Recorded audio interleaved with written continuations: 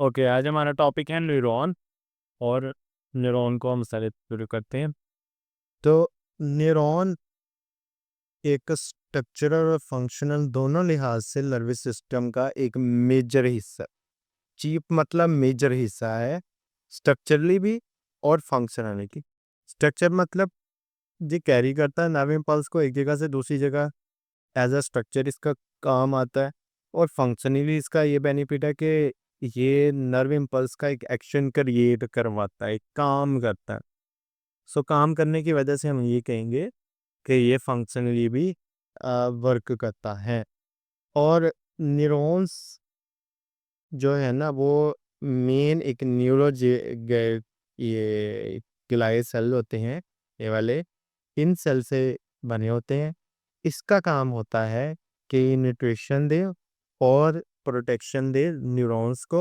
मतलब कह लो कि न्यूरॉन्स निकलते हैं ना जहाँ से, जिन मेजर सेल से, वो न्यूरोग्लाइल सेल होते हैं। और उसका काम होता है न्यूट्रिशन, उसे खुराक देना और उसकी प्रोटेक्शन करना। प्रोटेक्शन किसकी मदद से करता है?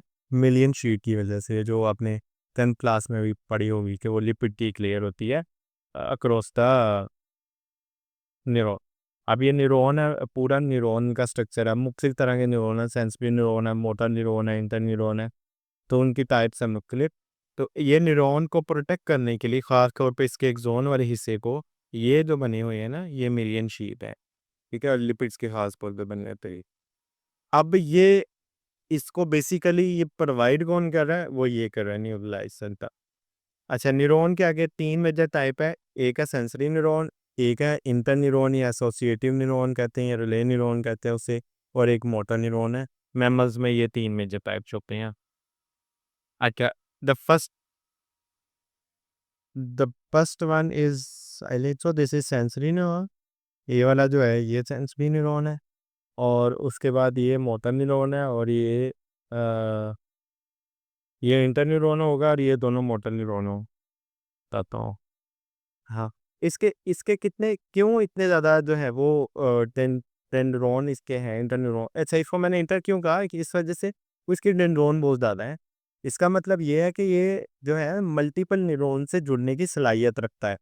अब क्या एट अ टाइम एक ही इम्पल्स आ रही होगी? नहीं, ज़रूरी तो नहीं है। मल्टीपल न्यूरॉन से मल्टीपल इम्पल्सेस आ रही होंगी दिमाग में। अब ये कहाँ पर होता है? इंटर न्यूरॉन दिमाग में होता है। ये क्या करेगा? मल्टीपल इन जो इम्पल्सेस आ रही हैं उसको कैप्चर करेगा और उसको ट्रांसफ़र करेगा। इस वजह से इसकी काफ़ी सारी डेंड्राइट्स होती हैं। ये इसका सेल बॉडी आ गया, और इसका आगे एक्सोन, ठीक है।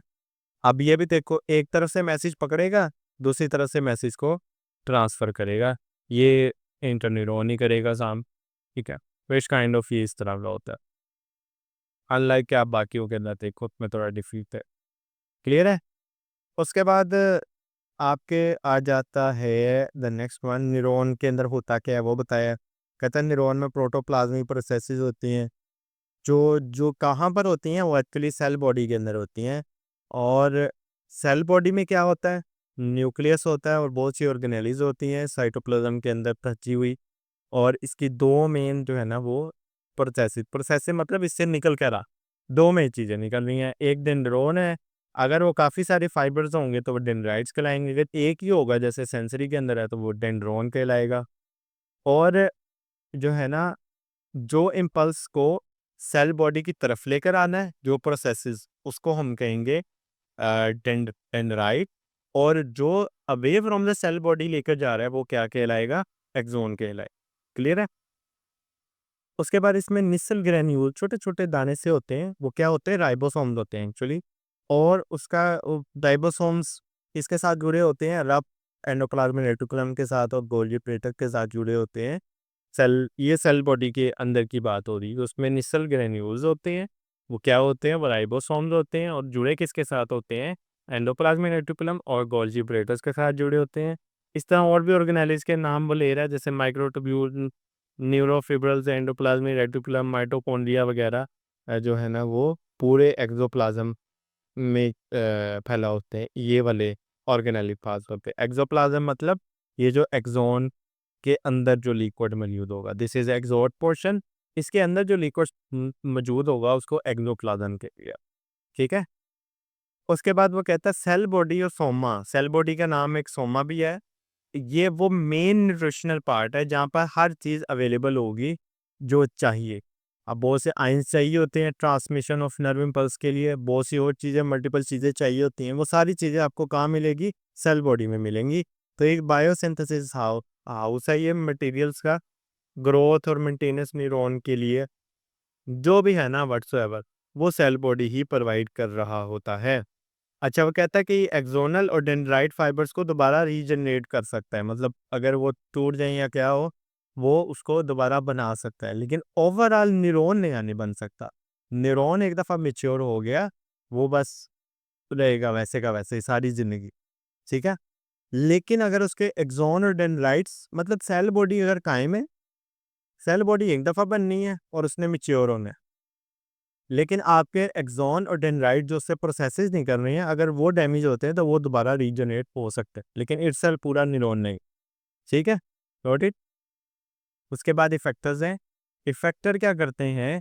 जो नर्व इम्पल्स का रिस्पॉन्स एक जनरेट हो रहा है बाय ब्रेन, उसको कैरी करके लेके जाते हैं टू द ग्लैंड्स।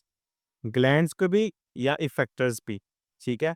इफेक्टर्स वो जगह होती है जहां पर रिस्पॉन्स जनरेट हो रहा है, जैसा कि ग्लैंड्स हैं जहाँ से हार्मोन्स रिलीज होते हैं, जैसा कि आपके मसल्स हैं जो कि फिजिकली चीज़ों को पुल करते हैं, मतलब बाय हैंड को या टांगों को पुल करते हैं।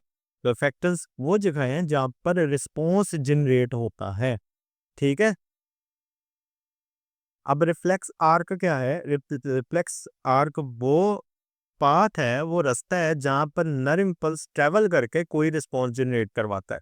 वो रास्ता, वो पाथ जहाँ पर नर्व इम्पल्स ट्रैवल करके कोई रिस्पॉन्स जनरेट करवाता है, उसे रिफ्लेक्स आर कहते हैं। और उससे पैदा होने वाला एक्शन वो रिफ्लेक्स एक्शन कहलाएगा।